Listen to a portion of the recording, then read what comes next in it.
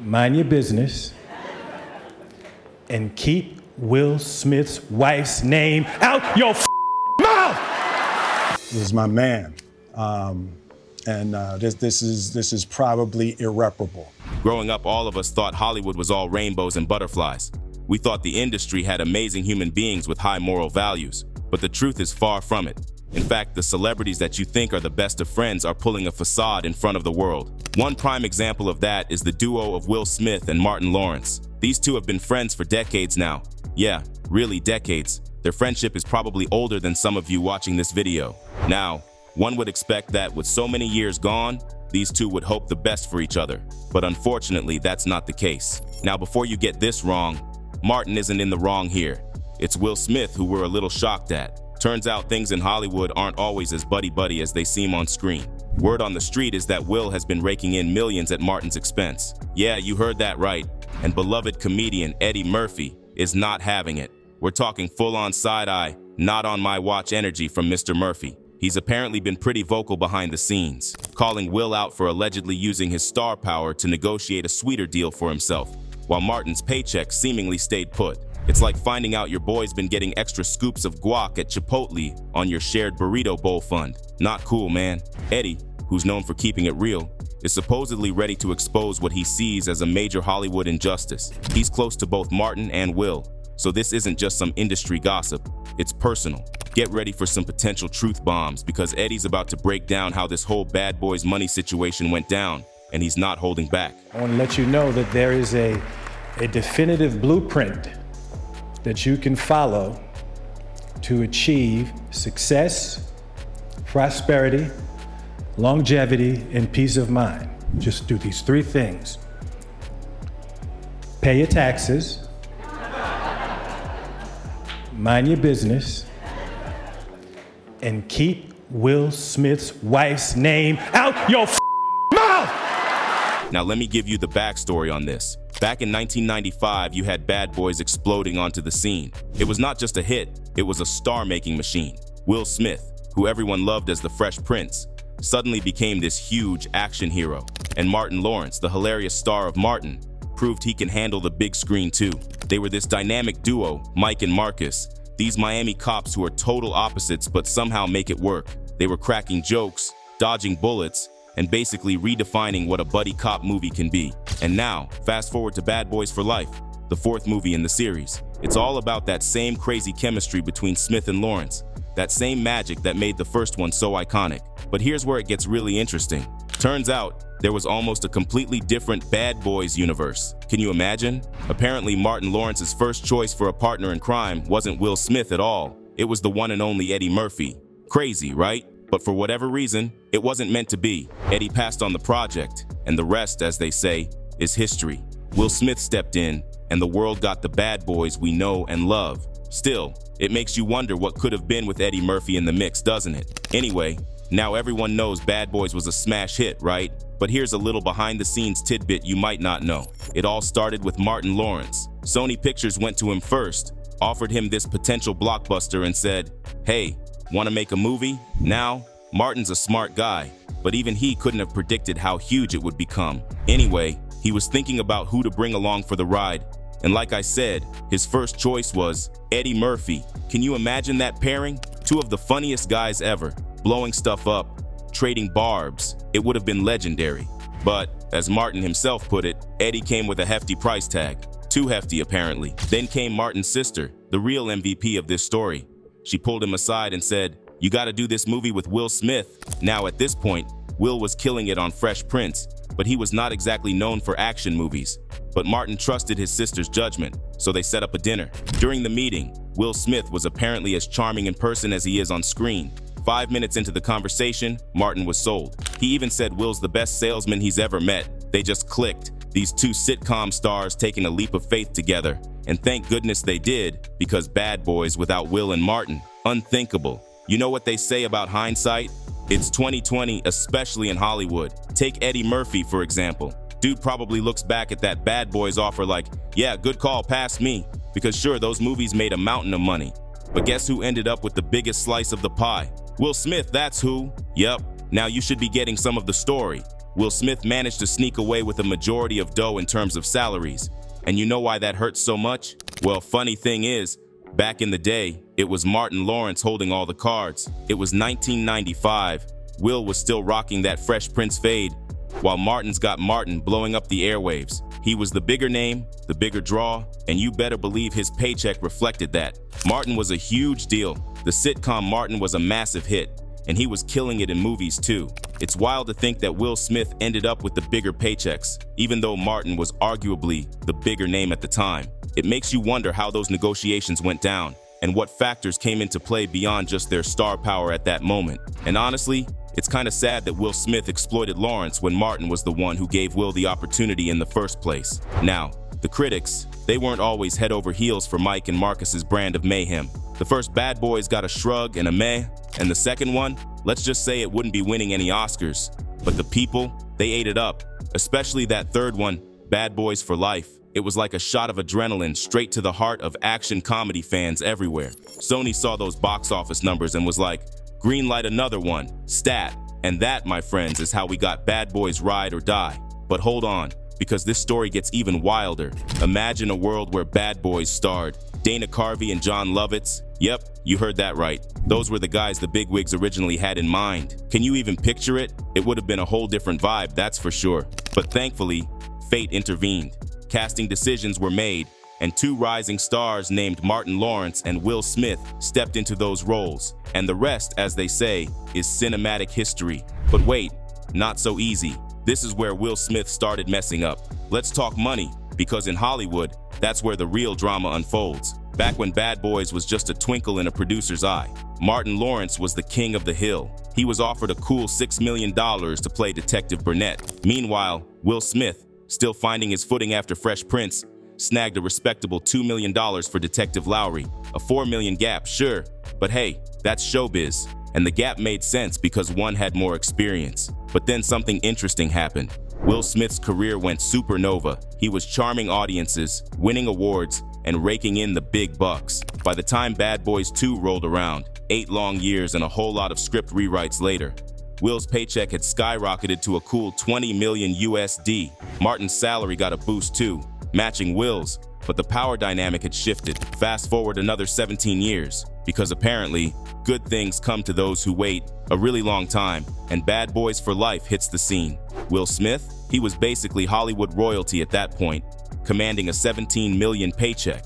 Martin Lawrence, on the other hand, was offered $6 million. That's right, folks, the gap had widened again, this time with Will on top. And even if Will has garnered attention, poor Martin didn't deserve 6. Now, some people say, hey, Will earned it. He's a global superstar. And they're not wrong. But then you've got folks like Eddie Murphy, who think Martin Lawrence deserves a bigger piece of the pie. After all, it was his project initially, his star power that got the ball rolling. Back in the late 80s, Will Smith, already a rap superstar and about to become the Fresh Prince we all knew and loved, had an epiphany. He wasn't just going to be famous, he was going to be the biggest movie star on the planet.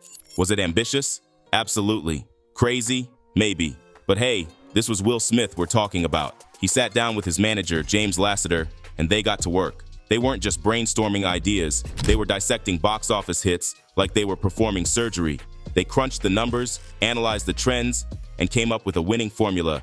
Special effects, plus creatures, plus love story, box office gold. And bam, suddenly you had Independence Day, Men in Black, and I, Robot practically writing themselves. And you know what? It worked. Will Smith became a global icon, a master of the summer blockbuster, a guy who could make you laugh, cry, and cheer all in the span of 2 hours. He understood the Hollywood game better than most, knew how to win over audiences with that megawatt smile and undeniable charisma. But then came the slap heard round the world, the 2022 Oscars, Chris Rock, the palm of Will Smith's hand, and suddenly that carefully crafted image, that Teflon reputation, was shattered. Projects were put on hold, whispers of career over filled the air, and even his powerful performance in Emancipation was overshadowed by the controversy. Jada, I love you. G.I. Jane 2, can't wait to see it. All right?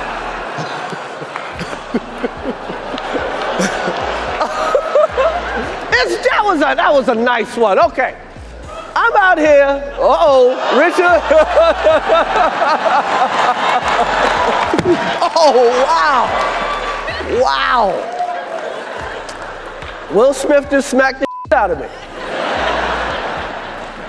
Keep my wife's name out your fucking mouth. Wow, dude.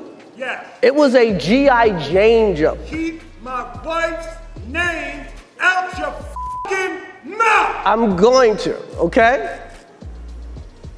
Okay. That was a greatest night in the history of television. Okay. But time, as they say, marched on. June 2024 rolled around, and with it came Will Smith's big comeback attempt, Bad Boys Ride or Die. The fourth installment in the buddy cop franchise was a gamble, a test of whether audiences were ready to welcome him back. And guess what? They were. The movie raked in a whopping $4.6 million globally on its opening weekend, blowing past expectations and setting the stage for a major box office run. It even poked fun at Slapgate, with Smith's character enduring a series of slaps from his partner as a way to snap him out of a panic attack. Too soon? Not for the fans who packed those theaters. It seemed the public had forgiven Will Smith, so why hadn't Hollywood? Technically, if fame was the standard for pay, Will's salary amount should have gone down as well because of how he had embarrassed many people with his Slapgate scene. See, the narrative surrounding Smith's Oscar night outburst was always a bit too neat, too perfectly tragic. The Golden Boy, at the pinnacle of his career, throws it all away in a single shocking moment. But the reality? It was messier than that. Yes, he won that Oscar, taking home the gold statue for his portrayal of Richard Williams, the determined father of tennis icons Venus and Serena, in King Richard. It was a solid performance, no doubt, but in a film that felt more like image rehabilitation than a cinematic masterpiece, and it followed a string of questionable career choices for the once infallible star.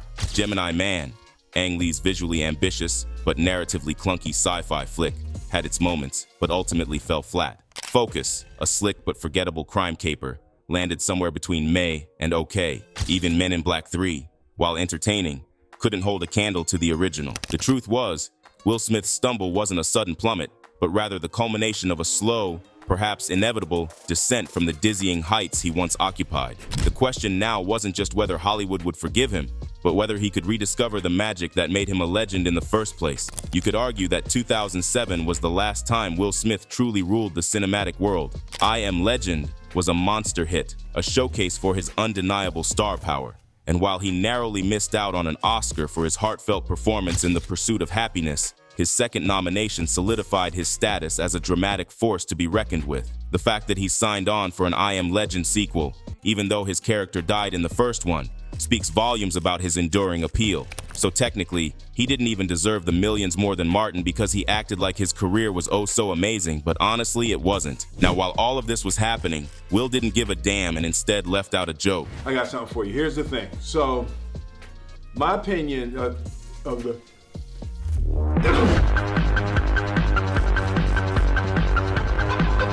But amidst the box office battles and fluctuating paychecks, one thing remained constant: the bond between Will Smith and Martin Lawrence. These two were more than just co-stars. They were friends, brothers in arms, who had weathered the ups and downs of Hollywood together for nearly 3 decades, which is precisely why it's so heartbreaking that Will exploited Martin. Now, some might say that he didn't do anything, but Will could have easily been a little more vocal. I mean, if he was that great of a friend to Martin, he shouldn't have let it slide that his friend was making a quarter of the money that he was making for doing the exact same job. Absolutely.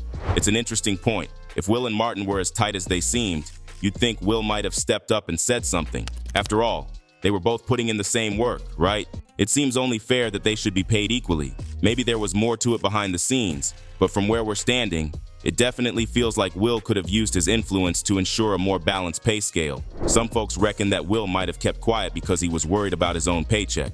Imagine this: you're on top of the world, making big bucks, and then you find out your buddy isn't getting the same deal. You want to speak up, but there's this nagging fear in the back of your mind. What if they decide to level the playing field by cutting your pay instead of raising his? It's a tricky situation, right? It's pure speculation, of course, but it does add another layer to the whole story. But despite everything that happened, Martin really was a good friend because he never let money come in between. There's a story from the set of Bad Boys Ride or Die that perfectly illustrates their connection. It was the first day of filming, and the pressure was on. Both actors were producing and starring, shouldering a heavy load of responsibility. As Will recalled during a screening, they were running around, all business, focused on getting the job done. But then, something shifted. He said, "Hey, hold on. Will remembered, mimicking Martin's voice. "Hey, what's up?" And he just looked at me. He said, "I love you, brother." Back in January 2023, Will Smith and Martin Lawrence took to Instagram to deliver some very good news. Bad Boys 4 was officially a go. This came after months of speculation and rumors that the project had been shelved in the wake of the infamous Oscar night slap. Martin Lawrence, ever the loyal friend, had publicly voiced his support for Will and his hope that the franchise would continue, and continue it did. Fast forward to May 2023, and the Bad Boys Ride or Die premiere was in full swing. Will, Martin, their families, and legendary producer Jerry Bruckheimer were all smiles on the red carpet, proving that the Bad Boys family was still going strong. They even joked about each other's on-set quirks, a testament to their enduring camaraderie after nearly 3 decades of friendship and filmmaking. The box office success of Ride or Die reignited the Bad Boys fire, sparking talk of a potential 5th installment. When asked about the possibility, both Will and Martin admitted they were open to more Bad Boys adventures, but with a few conditions. They were getting older after all, and those action sequences weren't getting any easier. Fewer stunts, more laughs. That seemed to be the consensus. Let's be real, the Bad Boys franchise is a force to be reckoned with. It's one of the most successful buddy cop series ever, and Bad Boys Ride or Die came out swinging, proving that Mike and Marcus still have what it takes to draw a crowd. That opening weekend haul of over $105 million worldwide, that's not just good, it's phenomenal. There's a real chance it could outgross even Bad Boys for Life and become the highest earning film in the franchise. You know, it's funny how things have changed in the movie industry. Back in the day, all that mattered was how much a film made at the box office. But these days, fans are more involved than ever before. They're not just sitting back and watching. They're engaging, they're researching, they're invested in the whole process. And you know what? They care about fairness. They care about their favorite stars being treated right. So when word gets out that there's a pay disparity, especially between 2 actors who are both putting in the same amount of work, well, that doesn't sit well with them. Now, let's think about this particular franchise. Sure, it's making big bucks right now. The movies are successful, the fan base is growing, and everything seems great. But what happens if fans start to feel like one of their beloved actors is getting the short end of the stick?